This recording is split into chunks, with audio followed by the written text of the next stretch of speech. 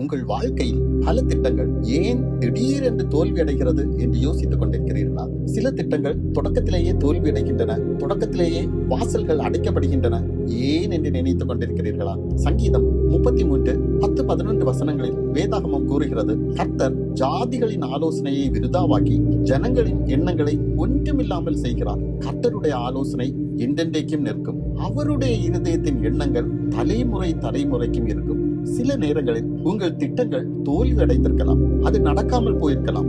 அது தேவன் உங்களை கைவிட்டு விட்டார் என்பதால் அல்ல. அப்படி என்றால் ஏன்? உங்கள் அப்பாவித்தனமான திட்டத்தின் விளைவுகளில் இருந்து அவர் உங்களை பாதுகாப்பதற்காக தடுத்தார். உங்களுடைய திட்டத்தை விட ஒரு சிறந்த திட்டம் அவரிடம் இருக்கிறது.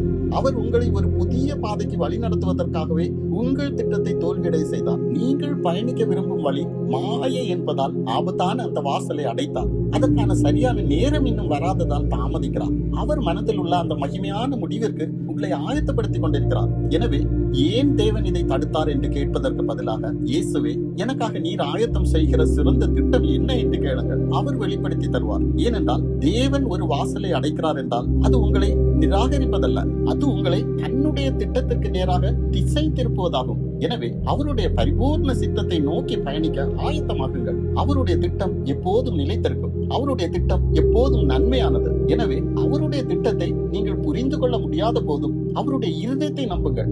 எதுவும் நடக்காதது போல உங்களுக்கு தோன்றும் போதும் அவர் திரைக்கு பின்னால் உங்களுக்காக அமைதியாக செயல்பட்டுக் கொண்டிருக்கிறார். அந்த மகிமையான முடிவை எதிர்நோக்குங்கள். புதிய வருடம் உங்களுக்கு ஆசீர்வாதமாக அமையும். ஆமென்.